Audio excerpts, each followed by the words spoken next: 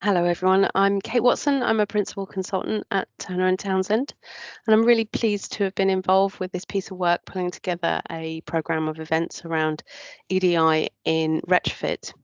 I think many of us will know that construction sector generally is not as diverse as it perhaps could be. I think also those of us that work in the kind of sustainability side of kind of the construction sector, retrofit could fall into that, but sustainability generally is also not as diverse as it could be. So both of those things are really dear to my heart, and it also upsets me that it's not as diverse as it could be. So yeah, that's a really that's a good starting point for entering into this. Um, Residents are often a make or break for whether we can deliver a successful project. If somebody says, no, you can't come in my home and do a retrofit improvement, then that's one of your projects that's not going to be successful at that moment in time. So thinking about residents in a more holistic way, thinking about how they live their lives, what any special needs they may have, whatever they may be, or whether they have any religious or ethnic requirements, and how they would interact with people coming into their home, whether it's us as housing professionals or whether it's contractors that might come around, is something that I think we need to start becoming better attuned at.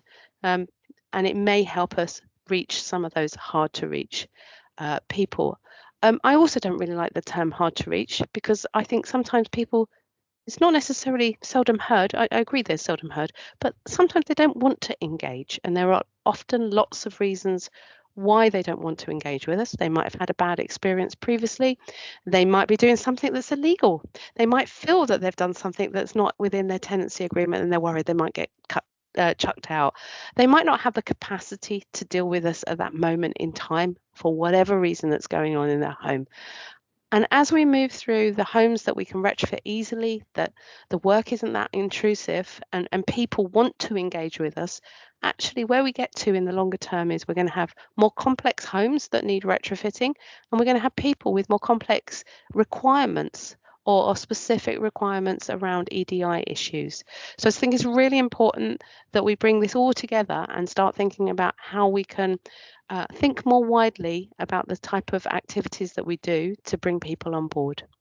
And at that point, I think it's a really good point to hand over. So, Lucy, I'm going to hand over to you. Thank you very much. Brilliant. Thank you. Hello, everybody. And thank you for having invited me along this afternoon to talk to you about equality, diversity and inclusion, and how getting your approach right to it is really an essential element of effective tenant engagement, in particularly retrofit programs. So, as Anusha's already said, my name is Lucy Malarkey, and I join you wearing two hats. So my larger main hat, if you like, is my role as a co-founder and director of an EDI consultancy and training provider called Positive About Inclusion. And, you know, as that title would suggest, we provide all sorts of services, not just in the public, but the private sector, voluntary, charitable sectors as well. And whilst we are housing fluent, which one of our clients said, which I absolutely love, it's not just in the housing sector that we operate. The second part-time hat that I wear is as managing director of WISH, Women in Social Housing. And we are a networking-based membership organisation for women working across the breadth of roles associated with social housing. So, you know, from the frontline housing professionals through to the architects, the surveyors, the developers, etc. But before I wore either of those hats, I worked in social housing. That's my background. And I started my career as a postgraduate trainee way back in 1993. And that's where my passion for inclusivity as well as social housing was born. I've never worked in HR. I've always worked in frontline service delivery, most recently as director of customer. Hence, it's that customer engagement, community experience, community engagement that I bring to the talk that I'm going to give you today. So as you can see, you know, what I've called the title of my presentation is Hard to Reach or Seldom Heard. And what I would like to share in the sort of half hour that I have with you now are in effect, you know, the why, the what and the how. why considerations of ED&I are so important for effective resident engagement, and why the language that we use really matters, what we can do to overcome barriers to engagement, and how providers can effectively engage with residents in an inclusive way. And then, as we've said, there'll be plenty of time for questions at the end. But I want to start with a bit of a refresher, because I think it is important to get everybody on the same page in terms of ED&I before we start. So let's just have a little refresh and have a look at what we mean by the terms equality, diversity, and inclusion. So equality. When we talk about equality, what we're really referring to is equity. As the picture on the slide shows, in the first panel there, what we've got on the left is the reality of the world in which we live. It's not always fair. Some people have significantly more advantage or privilege than other groups of people who are inherently faced with barriers to their full and active participation. And of course, these barriers range not just from the physical barriers as depicted on the picture there, but through to those cultural barriers and attitudinal barriers, often due in place to a lack of understanding and acceptance about difference. And those barriers, of course, go right the way through to barriers in the way that things are done as well. What the middle panel shows is everybody being treated equally. But as we can see, that still isn't fair. It doesn't remove all of those barriers. So if we were to provide everything in a fair or equal way, it wouldn't break down that fence, as you can see in that picture there. So sometimes we have to do things differently. We have to recognise the diversity, the difference that people have, and tailor our approach to provide that level playing field, making reasonable adjustments so that people have got that full participation. So equity is about recognising the different needs and situations and removing the barriers that limit access. In an ideal world, of course, there wouldn't be any need to remove barriers. And sometimes you see this picture, this image with a fourth panel on the end where the grey fence is all gone and it's called justice. But we're not at that position yet. That's when those systemic barriers in society have all been removed, but we're not at that position. So thinking about how we do things equitably is a position that we're at. Equality, as I'm sure you'll all be very aware, is enshrined in the law.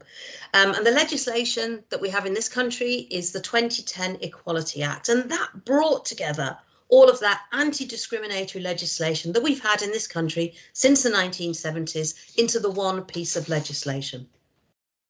And the Act introduced, as you can see on the side there on the image, 9 protected characteristics. So they're attributes protected from victimisation, harassment, discrimination, both direct and indirect, through the provision of goods and services and through employment as well. And they are the usual, in inverted commas, categories through which organisations use to measure their diversity, from the national census to a lot that goes on within housing organisations as well. And these protected characteristics are basically attributes that some humans have. Some of them we all share. We've all got a sex, a sexual orientation, and an age as a minimum. Some of them we may have at different points in our lives. And some of those protected characteristics we will never experience.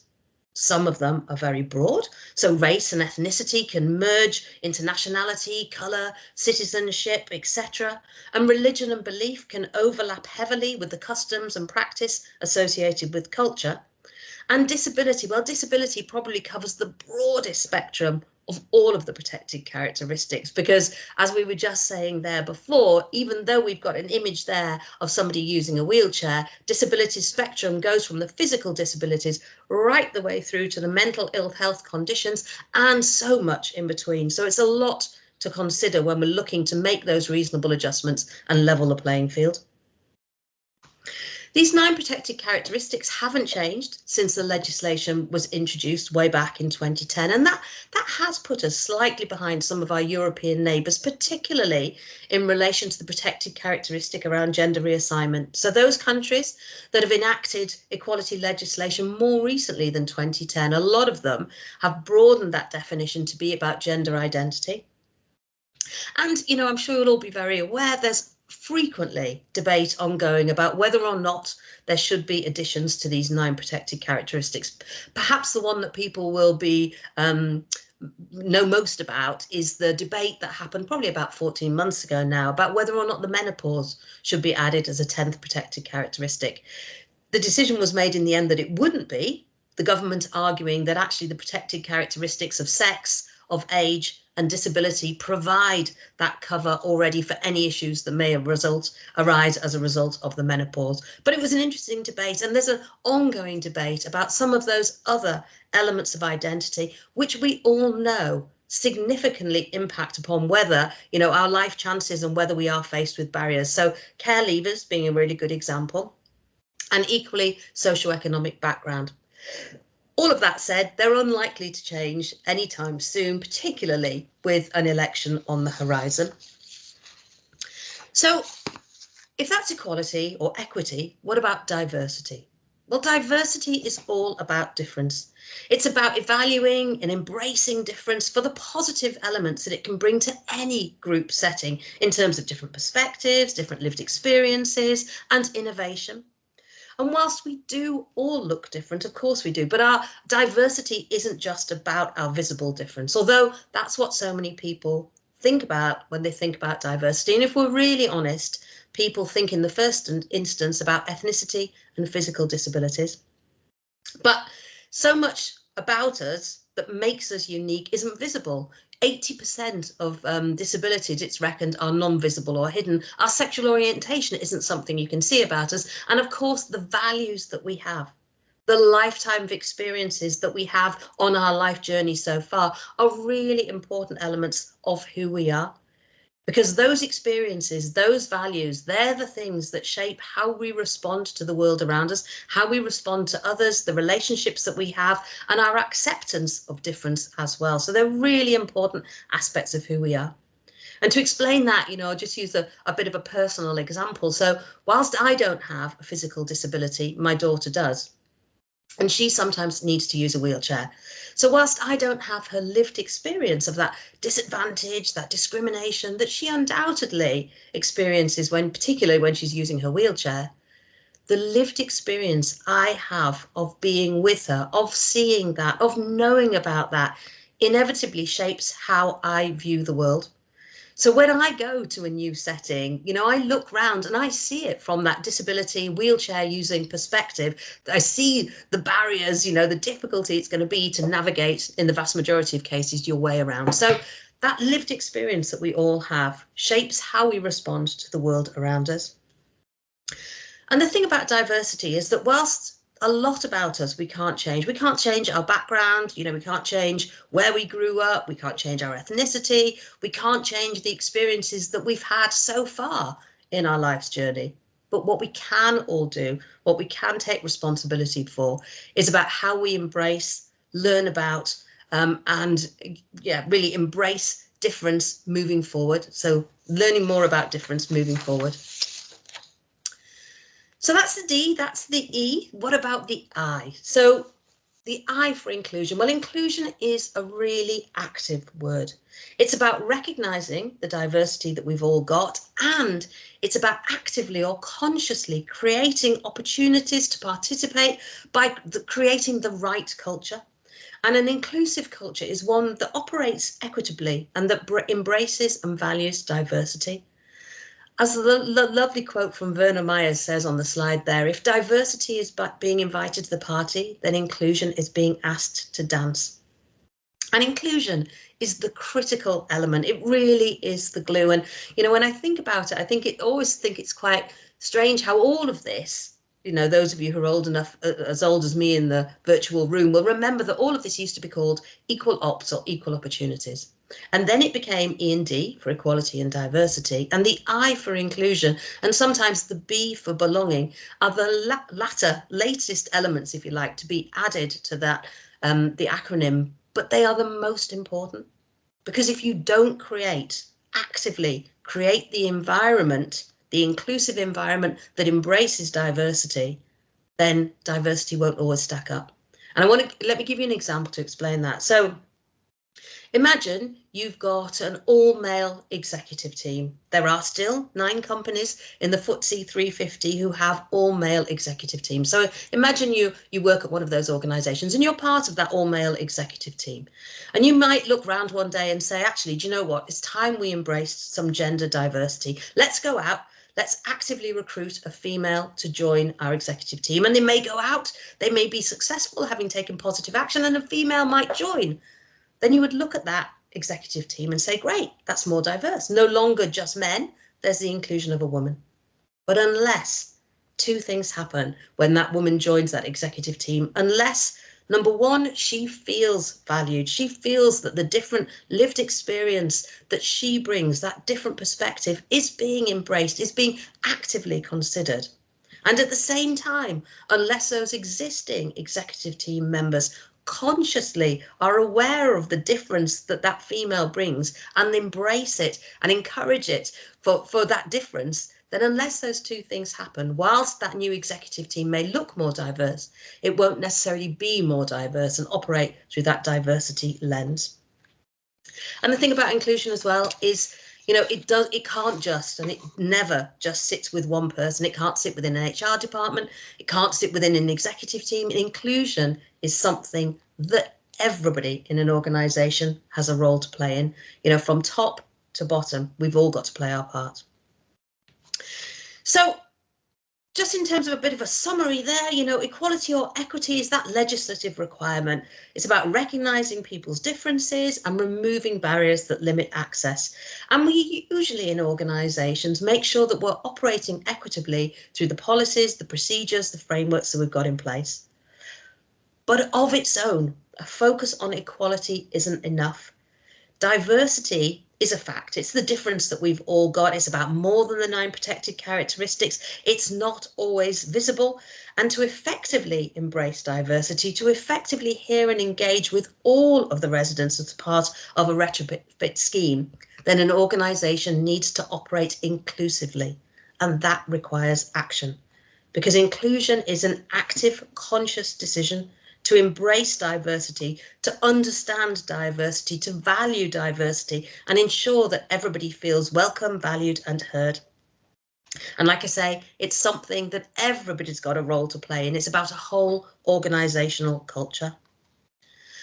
And so, why is all of this so important when it comes to a successful retrofit programme? As we all know, critical success factor in the delivery of any large-scale programme of work is effective engagement with all of the customers who are the recipients, to get buy-in, to gain access, to ensure the smooth delivery, and to ensure, of course, that customers understand how to use any new technology. And so much research has shown that when residents feel engaged, when they feel connected, when they feel that buy-in and trust, then the delivery of a programme is significantly more successful. So the widest possible engagement across all of the resident population is important, and it will dramatically positively improve outcomes. However, what we also know that inclusive resident engagement can be as challenging as the physical work in any development project.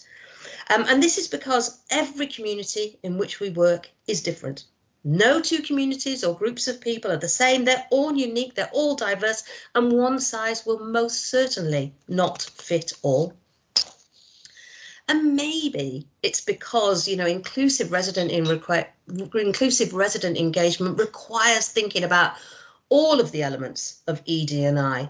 That maybe that's then that it sometimes gets put in the too difficult box. It can seem like an impossible task.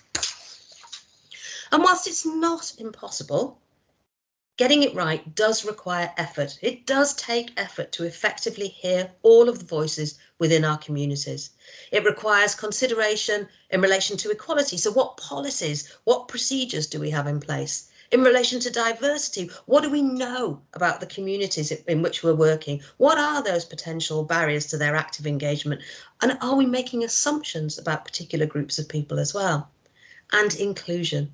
So do those people working on your schemes, do they have the skills, the knowledge to behave inclusively, to effectively tailor the service and make those reasonable adjustments to meet the diversity of needs?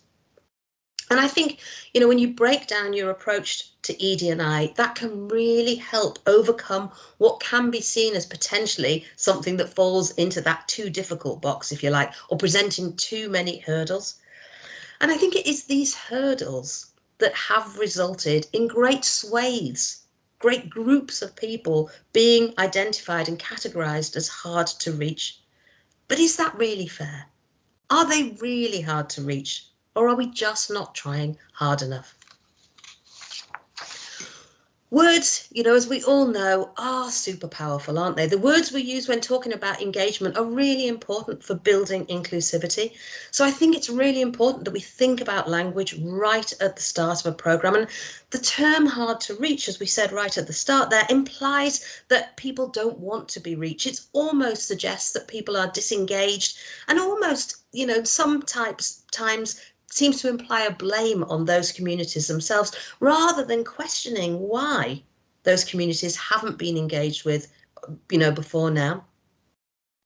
And I think using the term almost can provide some people with a get out of jail free card. Oh, yeah, we only heard from a number of limited voices because everybody else was hard to reach. Get out of jail.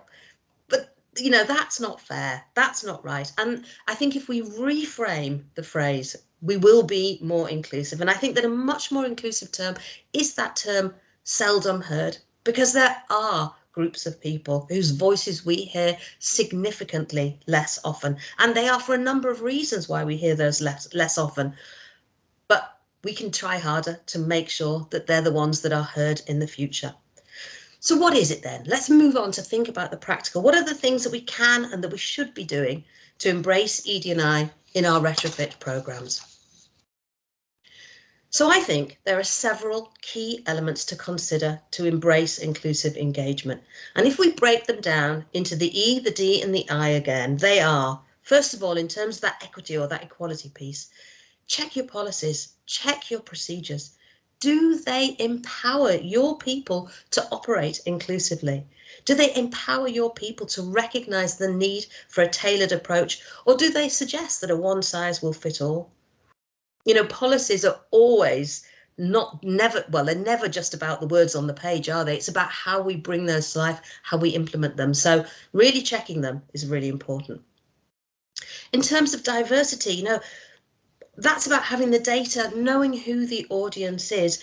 It's about gathering that data in advance of starting a program or scheme. And it's data about two things that we need to be looking at: the demographic data of the residents and levels of engagement from any previous other activity that's been carried out, if you've got it, of course, great caveat there. And inclusion, well, that's thinking about that, creating that inclusive environment. So what are you going to do to overcome barriers or potential barriers that you've identified? And it's about the attitudes and the behaviours of those who are involved in the implementation. And finally, a really important key measurement is a really important key thing. It's about measurement. It's so true, isn't it? What gets measured gets done. So measuring the right things is so important. Measuring the impact, the satisfaction, the complaints, the levels of engagement, not just the diversity statistics of contractors. And I've had many a conversation in different housing organisations in the past where contractors have said, how do I measure this? Well, this is diversity, equality, diversity, inclusion is all about people. It's your people metrics that are most important in relation to this. So let's just a little bit more about each of those in turn. So even if, let's think about policies and procedures in the first instance. So even if your policies would suggest that you do embrace equity, is it happening in real life? What are your customs and practices that you're adopting? And I suggest that you critically review what you've got in place now. I would further suggest, have you completed an equality impact assessment? So an equality impact assessment could be a really useful place to start. EIAs, or equality impact assessments, are an approach, an evidence-based approach, like a tool that you can use designed to help you to check whether your policies, your procedures have any elements in them that are presenting barriers, that will be discriminatory. So that the idea is that you design these out in advance of starting on your program. So completing an EIA will prompt you to consider potential issues and barriers and how you can overcome these. So I would really counsel that's something you have a look at. And then, what's your policy in terms of communication? That's a really important thing to look at as well. Absolutely, 100%, you need to have an inclusive and accessible communications policy. And if you plan to do that by default, then that will really reduce the amount of modifications that you're going to potentially need. So, the sorts of things that you should be having as a minimum are using font size 14, so that, people with visual impairments are more likely to be able to read the text. There are simple things about not justifying text from any, letters that you're sending, because that can make it so much harder for people to read who have certain conditions, such as dyslexia, where the gaps create what's known as rivers for people in terms of reading that text.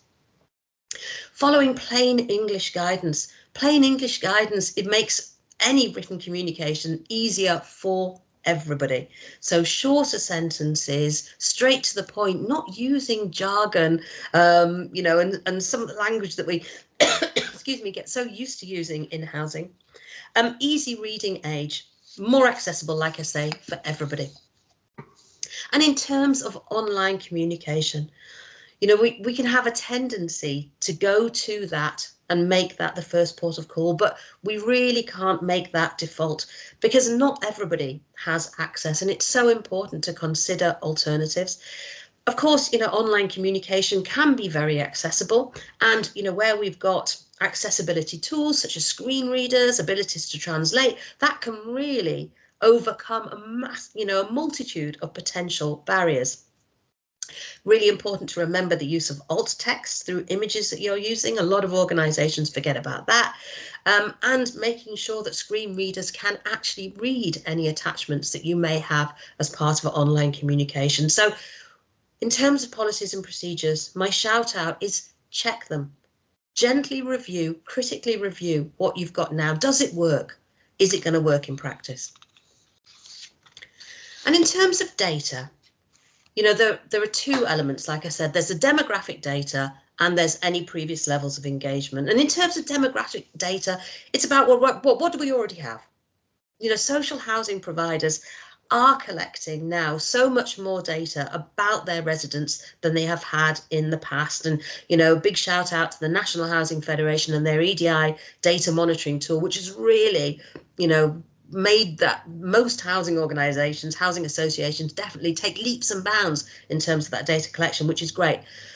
It's not always comprehensive, and it's not always across all protected characteristics. But the good news is, of course, we've recently had the latest census. So there's always the census data, which whilst doesn't go into some of the specifics in the stock that you might be looking at, it gives a good overall position. It's a good place to start looking as well.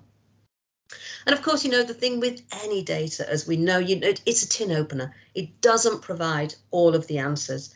And, it can be so out of date very quickly, can't it?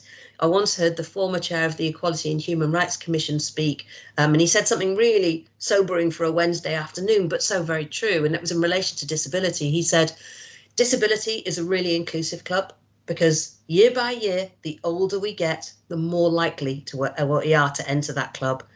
And I think that's so true. And it does just highlight the fact that whatever data we've got now, if we've collected that last year, if we collected that 2 weeks ago, it doesn't mean that it'll be wholly accurate, but it is that excellent starter and tin opener. The second element about data is about looking at previous levels of engagement. Is there any data about that? Who didn't engage? Who was classed as hard to reach or seldom heard? And what was the identified wisdom as to why? So how can we then, knowing that, mitigate? What measures can we put in place to overcome any of those barriers? So obviously, the next step, if you like, having collected that broader engagement piece, is really drilling down to know your audience, and that's where individual engagement is so important. Whether you're in-house, RLO, whatever title you give to that sort of liaison officer type role, that can be absolutely critical to build relationships, to build trust, to establish individual needs, and to provide that single point of contact as well. So individual engagement obviously can happen really effectively in a variety of ways, from face-to-face or over the phone. Both can work. You know, it's horses for courses, isn't it? Bringing people together, of course, can be really useful, but it's so important that you really think about how you're doing that and where you're doing that as well. And I don't just mean about physical access. You know, some community buildings are very much seen as belonging to certain communities to the exclusion of others. Not that that's an overt intention, but that can happen. So holding something within a youth centre, a youth group, that can be really off-putting for people of an older age group. Likewise, some sort of religious building might then, you know, not feel as being a sense of belonging for people who don't practice that same religion. So think about, you know, what you're using and, you know, how you encourage that broadest impact.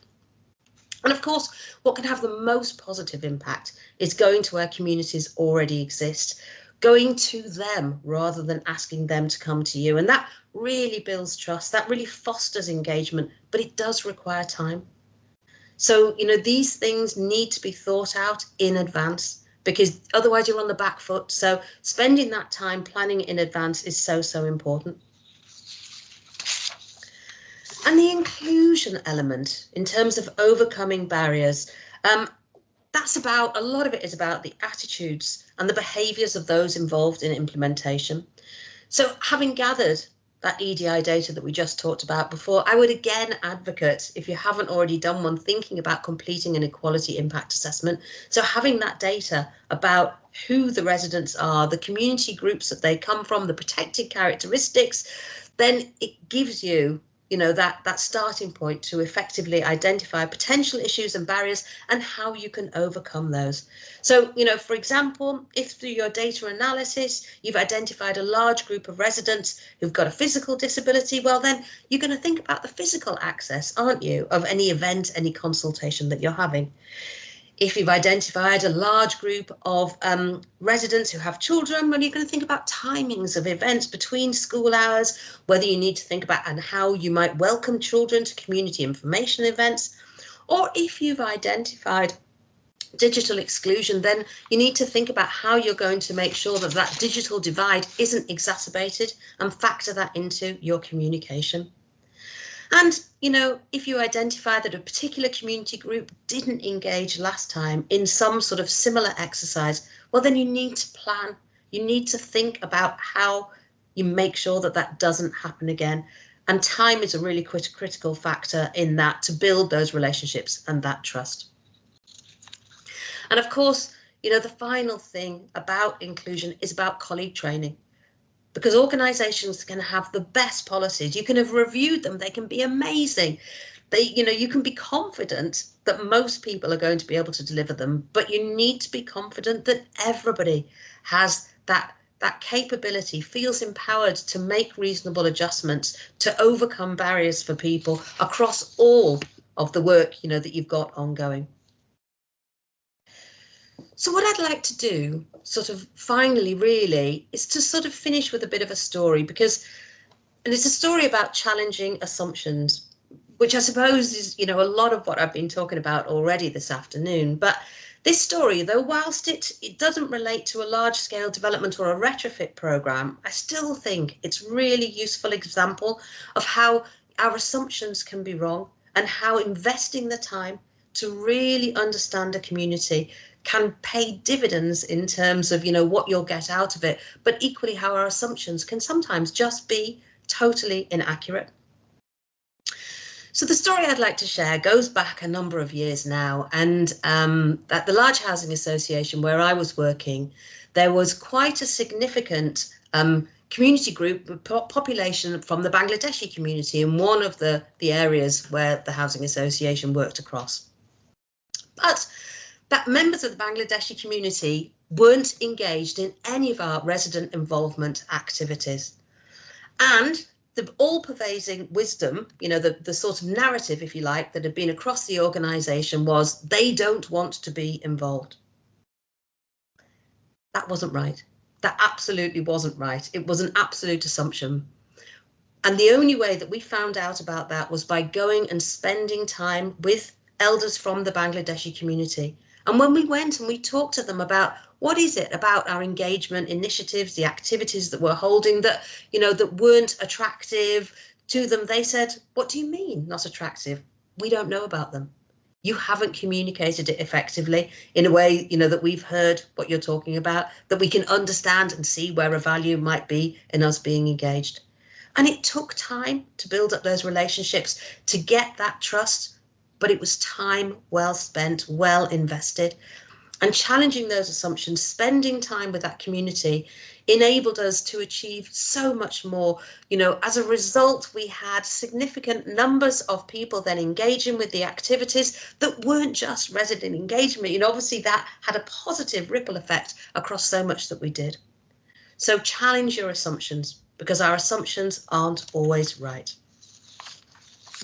So final thing just to say is that despite the image that we've got on the slide there of superhero-ness, if you like, embracing EDI as part of tenant engagement strategy for a retrofit program doesn't require a cape-wearing superhero approach. It's not rocket science. But if we are going to move from the position of defining certain groups as hard to reach and in effect putting them into the too difficult box, then we do need to take action. We do need to change the dialogue. It's not swathes of our communities that are hard to reach. It's swathes of our communities that are less heard. So embracing an approach to ED&I that considers all aspects, that's how we move the dial and we really engage across all of our resident communities.